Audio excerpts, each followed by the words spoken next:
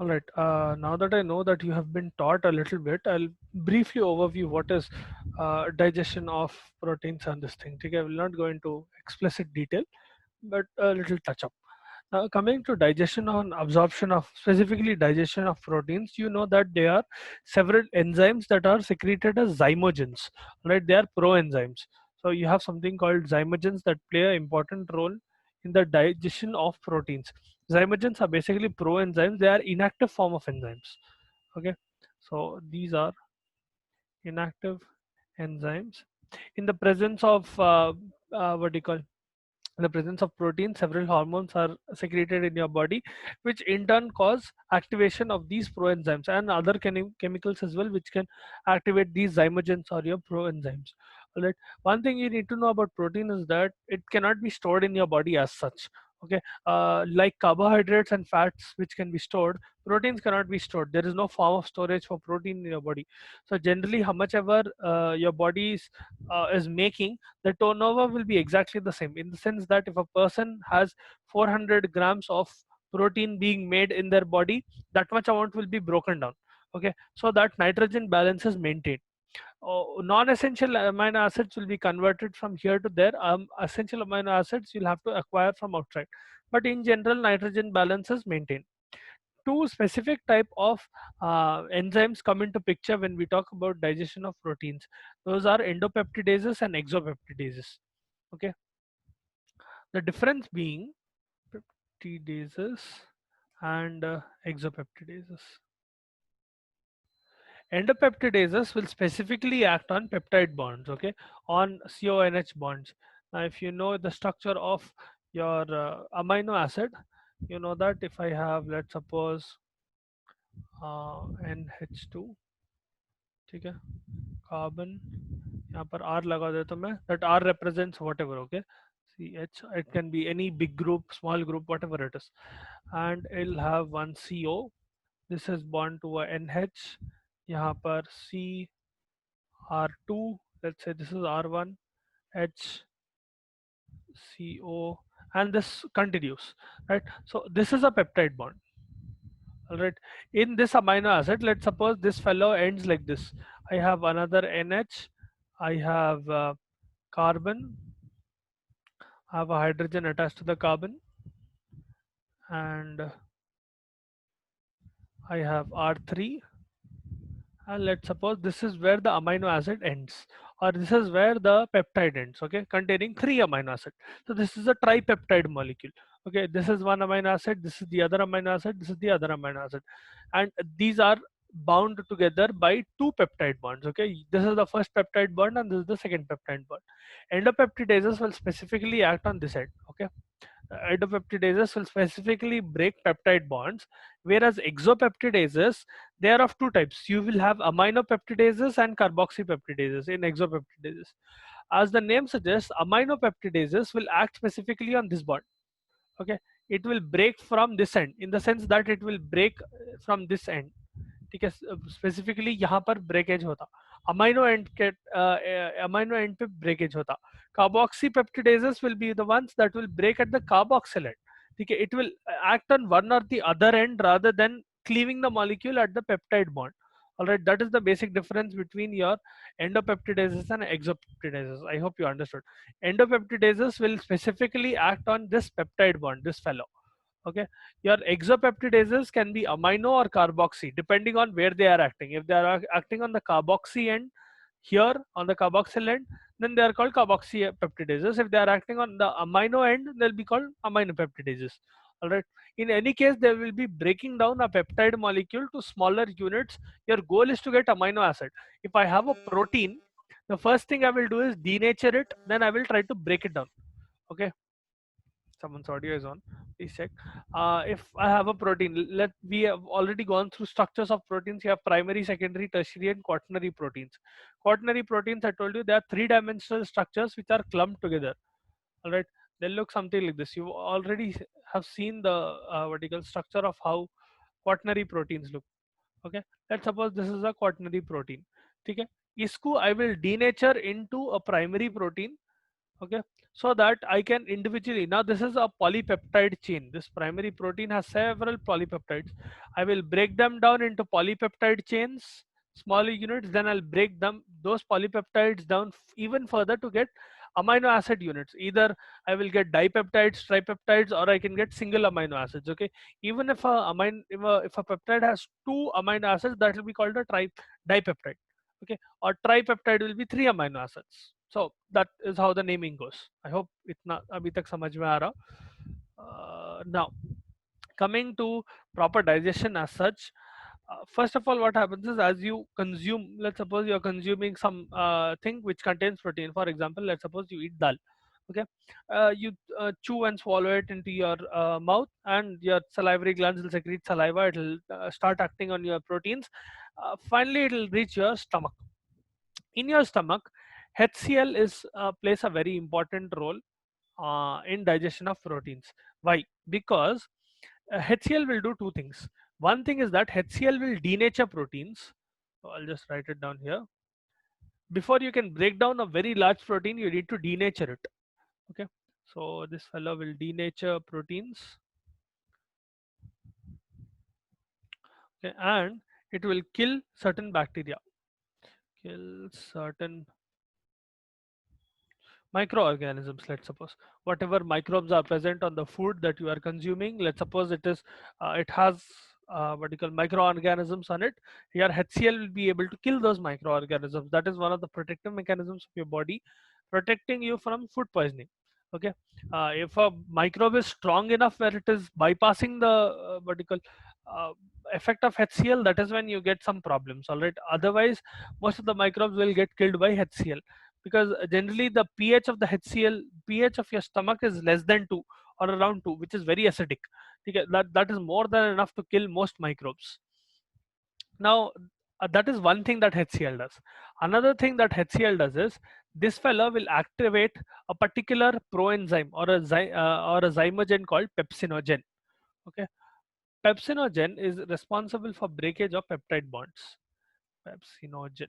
Okay, whenever HCl acts on pepsinogen, or let me put it this way, whenever HCl is acting on pepsinogen, so pepsinogen is secreted by, आप लोगों को GIT पढ़ा है, stomach की anatomy and physiology पढ़ा है? Yes, sir. Okay, who secretes pepsinogen? Try to recollect. Who will secrete pepsinogen, and what will you get by breaking down pepsinogen or by activating pepsinogen?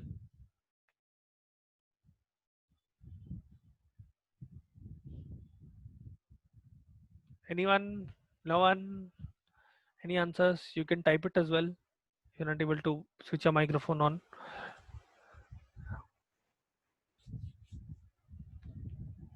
Who secretes pepsinogen? Or you can also answer, what happens if I throw HCl on pepsinogen?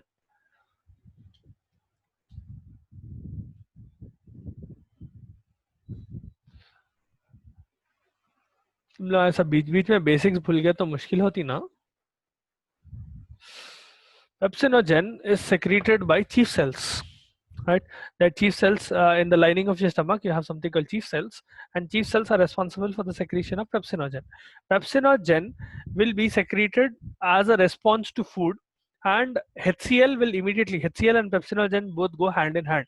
Pepsinogen will be secreted out along with HCl. HCl in turn will activate your pepsinogen to form pepsin. Pepsinogen is a zymogen. It is an inactive enzyme. Okay, it is also called a proenzyme that will be converted into pepsin. Okay, now new pepsin molecules themselves can activate pepsinogen as well. That is also possible.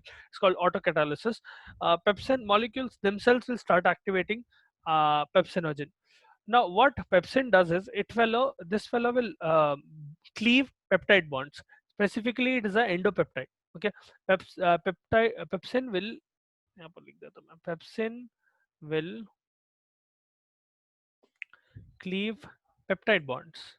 Okay, the CONH bonds that are yeah, D Rashi. You have a doubt?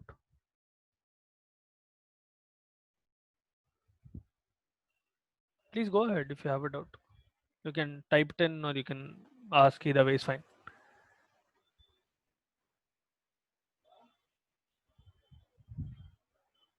No, you raised your hand, that is why I'm asking.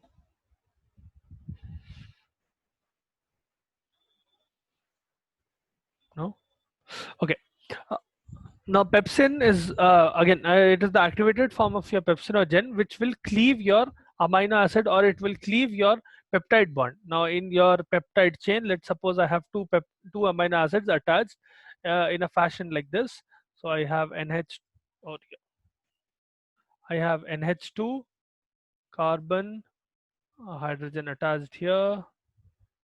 Once again, hydrogen attached here like this. I'll write an R group here, and I have a carboxyl end. Carboxyl end में से मैं OH निकाल देता हूँ, and from this end I will remove one hydrogen and I will get a peptide bond. Correct? यहाँ से let me put it this way, NH. ठीक है? This will again be attached to a carbon. This is attached to another alkyl end, and this will attach. This is attached to a carboxyl end. Okay, let's suppose it is a dipeptide. This being the peptide bond. ठीक है? Pepsin will specifically break down your peptide bonds. That is what pepsin does. Pepsin also does another thing.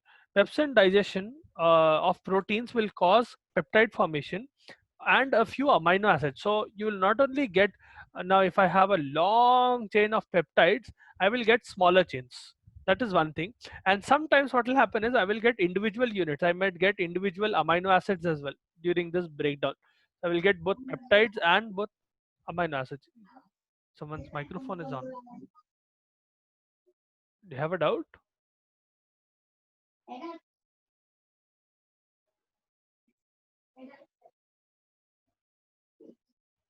Rashi, do you have a doubt?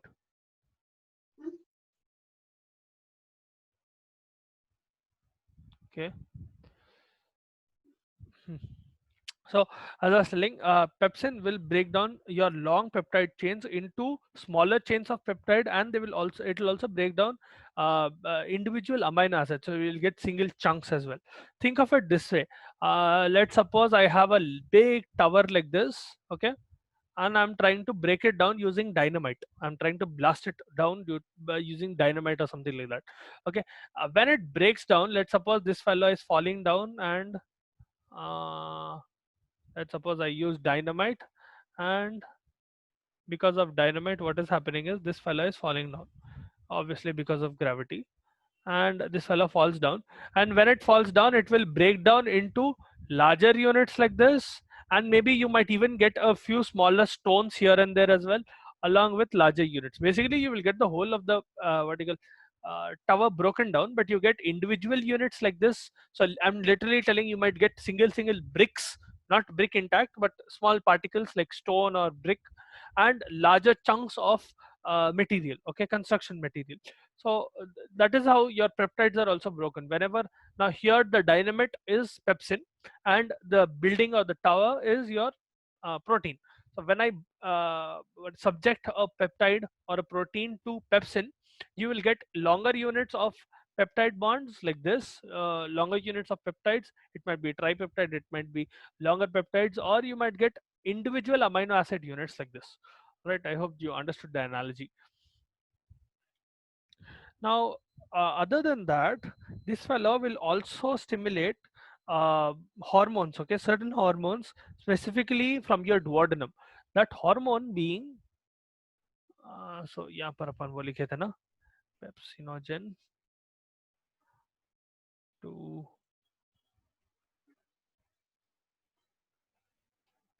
pepsin. This fellow in turn will stimulate duodenum to produce, so it will stimulate duodenum. Duodenum is the, what is duodenum? ये तो बोलना चाहिए. What is duodenum? Part of intestine.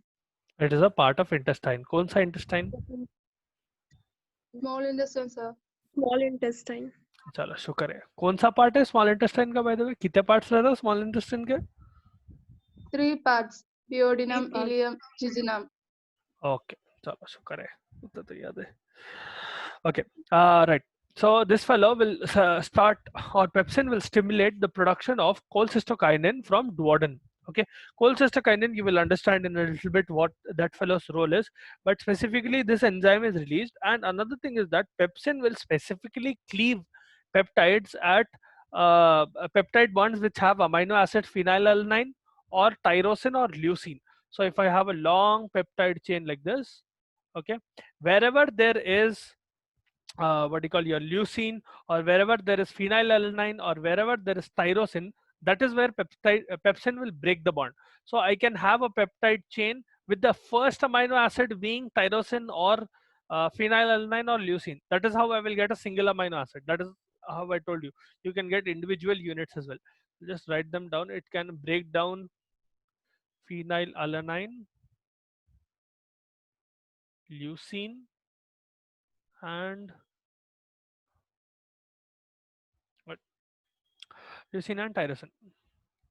Okay, wherever these amino acids are, that is where the peptide bond will be broken by pepsin. Okay, another thing that will happen is, especially in infants, okay, in infants, very small children, and also in children, you will have something called renin. Okay, renin, also called chymosin, this is produced in their stomach. In adults you will not have renin. Okay, renin production is not present in adults. Renin basically curdles milk. Now you know that infants and children, their main source of food is milk. Okay, they rarely eat other things. They'll mostly eat sweet things, and specifically they'll drink milk. Okay, a lot of milk. For that reason, your body will, at that point of time, or that at that age, your stomach will start secreting something called renin, which will curdle milk. Okay, this curdling action will basically convert milk protein. You have something called a milk protein named casein, right? Casein will be digested, or it will be converted into calcium paracasein. This can be digested by your pepsin. Now whenever there is an infant who is consuming milk, pepsin cannot directly break down the milk protein. Okay, casein, it cannot act on casein as such. So what happens is, in your stomach, renin is secreted. Renin in turn converts your milk. It will curdle your milk. Okay, literally phod deta milk ko, to put it very bluntly. It will curdle the milk. I'm sure you know what is curdling of milk. It will curdle the milk, and it will convert the protein present in the milk, casein, into calcium paracasein. Okay, so I'll just write it down here. uh, in infants and children, renin is not present in adults. Okay, because adults start eating. So you will have renin release in stomach. This fellow in turn converts casein to paracasein, calcium paracasein specifically.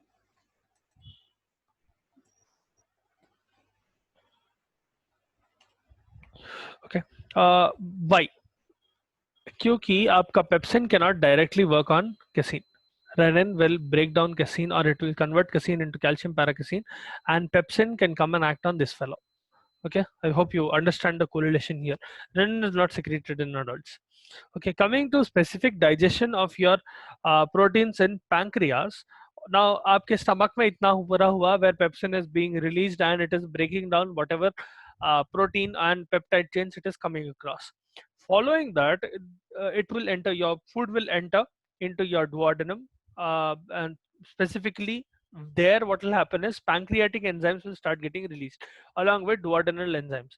Specifically, proteases of your pancreatic juice that are secreted as zymogens, these will be converted into active forms. Now they are converted by two specific hormones, or the secretion of those pancreatic hormone itself is stimulated by two particular hormones, that is cholecystokinin and secretin. Okay, that is where this fellow plays a role. Okay, this fellow will promote peptide digestion or protein digestion through your pancreatic proteases. Okay, so it will continue the process of breakdown of protein. That is why this cholecystokinin is important. There is another enzyme called secretin. Secretin and cholecystokinin, both of them, I'll just write it down. Secretin and, yeah, secretin plus this fellow, both of them will cause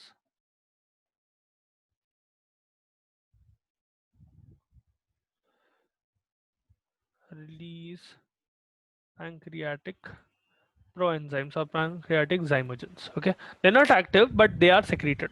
Okay, these in turn will start digesting your vertical proteins. How? First of all, they need to get activated. There is something called entropeptidase. Okay, in your what do you call mucosal epithelium of your duodenum, specifically ये जो pancreatic enzymes है, they are released into your duodenum. In your duodenum you have one particular entropeptidase. It is also called enterokinase. It is a key enzyme. Okay, this fellow will be responsible for conversion of these zymogens. Okay, it will activate these zymogens. They are released by the mucosal epithelium of your duodenum. Entropeptidase will cleave hexapeptidase. It will not only activate your pancreatic zymogens, but it will also cleave hexapeptidase. If you have a hexapeptidase, hexapeptidase being a peptide with 6 amino acids. Okay, that is why it is called a hexapeptidase. 6 amino acid fragments रहते हैं. इसको entropeptidase will break down at the what do you call amino terminal, at the end terminal. It will break it down. Okay, and you will end up getting trypsinogen. All right. So what happens is from trypsinogen you will in turn get trypsin, or let me put it this way. अब ये stomach की तो कहानी समझ में आ गई ना. We'll go into pancreas. I hope stomach की कहानी समझ में आई. If you didn't understand, please let me know. I'll repeat or explain in a different way. Okay, so we are done with stomach. Now the food came into duodenum. In your duodenum, what do you call, there was cholecystokinin that was released, and there was something called secretin, which caused the production of a few zymogens. All right, that zymogen in turn is that zymogen in turn being, so those zymogens are trypsinogen. So one second, yeah, trypsinogen. You will have trypsinogen, you will have chymotrypsinogen, and you will have procarboxypeptidases.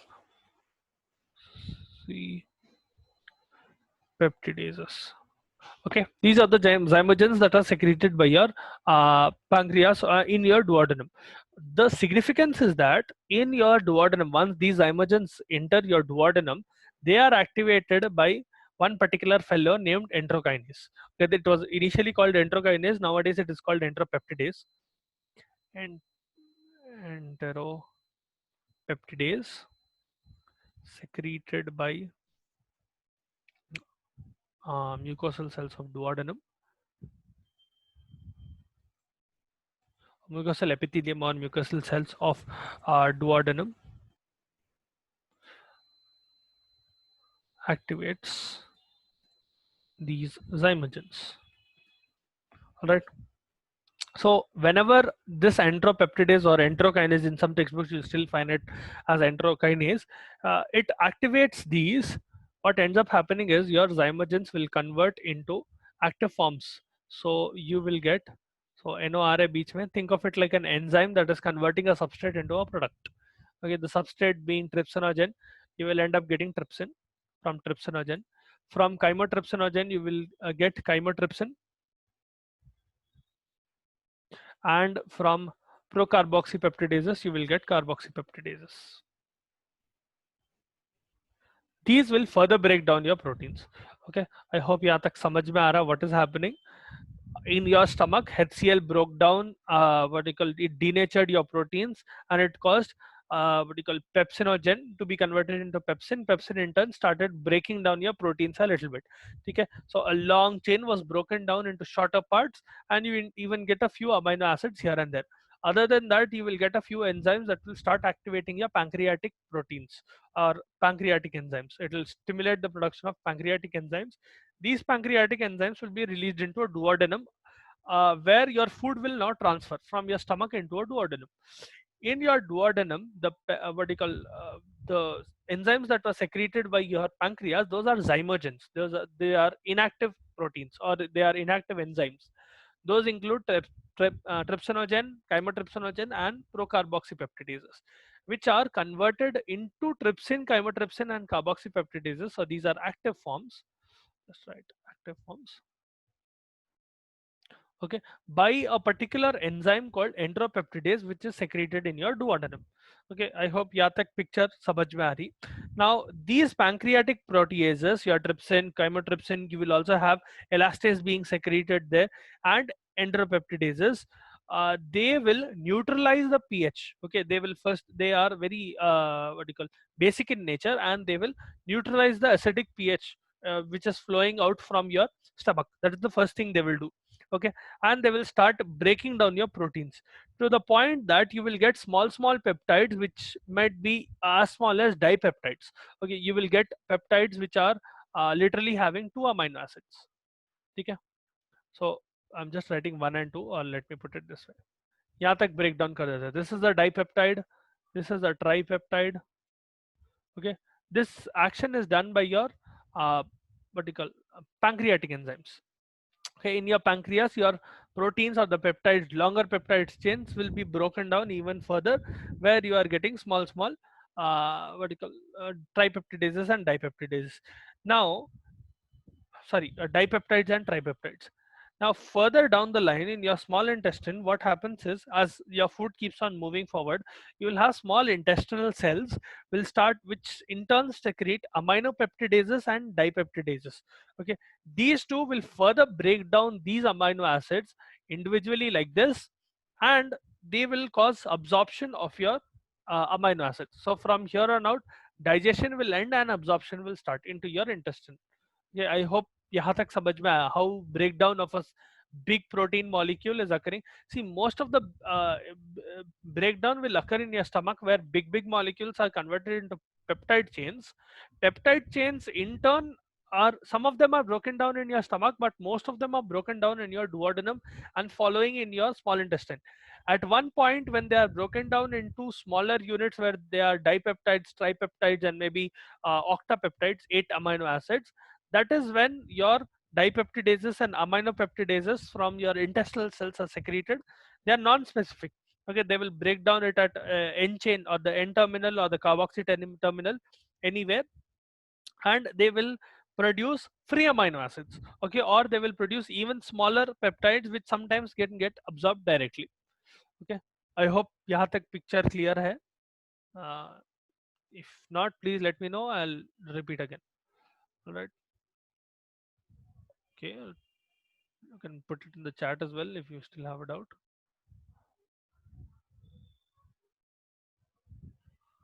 Good. Now coming to absorption of your amino acids, now we came to a point where in your small intestine you have single amino acid fragments. Okay, and you have dipeptides like this. So this being the peptide bond. I think I'll make the peptide bond a little bigger. Or you have tripeptides like this. So amino acid. One second. Yeah.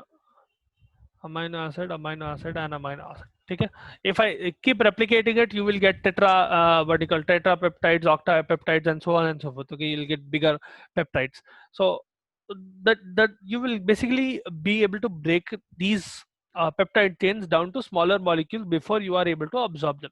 Now, absorption of amino acids generally occurs by a few mechanisms. The main mechanism being involving sodium. Okay, what happens is sodium dependent active transport and sodium independent transport bhi rehta. Mainly sodium dependent active transport rehta. Now you have studied in water and electrolyte balance what is active transport, meaning it will use ATP. Active ka matlab it needs energy. What will happen is in your intestinal lining, so let's suppose this is your intestinal lining like this. Okay, please excuse my horrible drawings. So ऐसा है suppose आपके intestinal cell, and here you have the blood supply. ठीक है, यहाँ पर आपका blood जा रहा. So let's suppose your blood is flowing here and so on like this. Okay, your goal is to send this amino acid, or your goal is to send this peptide here. Okay, how you do that is, initially amino acids are absorbed into the cell along with sodium. So you have a transporter, co-transporter of, you'll have a small protein molecule like this.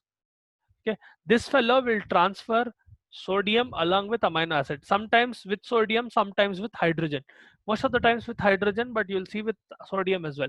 In your portion at least, sodium dependent what do you call, active transport of amino acid is mentioned, but keep in mind that hydrogen will also be involved. Sometimes this occurs with hydrogen, not just with sodium. Along with sodium, an amino acid will be sent inside. Okay, now what happens is, this is a single amino acid that is going in, that is fine, but sometimes these dipeptidases and tripeptidases, they will not be able to reach all the uh, dipeptides and tripeptides that are present in intestinal lumen. So what will happen, sometimes your intestinal cell will directly absorb a tripeptide. So I will just write it as 3A. Okay, that is a tripeptide. After entering the intestinal cell, it will be broken down in the cytosol. Okay, so inside this cell itself, peptidases are released, and this will break down this tripeptide into single amino acid molecules. From here, these amino acids are sent into your blood along with sodium. Okay, that is what happens to amino acids. That is how absorption of amino acid occurs. I hope you understood. If you want, I can repeat it again. Did you understand? I'll repeat just in case someone did not understand. We have amino acids that have been broken down during digestion. Okay. Generally, you will have a single amino acid unit, or you will have a dipeptide where you have two amino acid units, or you will have a tripeptide like this with three amino acid units. Okay. Now, considering this fellow is reaching what do you call, your intestinal cells, there you will have specific protein molecules called transporters. Okay, uh, they are special molecules that will transport amino acid, but they will do so using either hydrogen or sodium. For now, imagine there is a sodium molecule, and this is active transport, meaning this will use ATP. Okay, ATP will come and attach to this protein. It will change the configuration of the protein, because of which both amino acid and, so amino acid has a negative charge. Okay, amino acid and sodium, both of them will enter here. Okay, when it enters inside, this is a single amino acid entering. Okay, your goal is to send these amino acids from intestinal cells into your what do you call, blood, so that it can go to liver, and intrahepatic metabolism can occur, and they can go wherever they are needed. All right, your liver will further metabolize your what do you call, amino acids, and give it wherever it is needed, as and when, along with a little bit of sodium. This is fine for a single amino acid. Sometimes what happens is your intestinal cells, these are your intestinal cells. Okay, just write them as IC. These intestinal cells, they will not be able to secrete enough amount of dipeptidases and tripeptidases, which will break down dipeptides and tripeptides. So sometimes your intestinal cells will directly absorb two amino acids or three amino acid containing peptides. So dipeptide or tripeptide is directly absorbed inside, and what will happen is proteases are secreted directly, or peptidases are secreted directly in the cytosol. Okay, your nucleus will cause the production of proteases inside the cell, in the cytoplasm, and those tripeptides or dipeptides are broken in your cytoplasm into individual amino acid units, where they will be sent into blood along with sodium. That is how it is absorbed. Okay, so this is an overview of how absorption and digestion of amino acid occurs. I hope you understood. Please feel free to ask Yes. doubts if you have. 1 second, I'll take your attendance.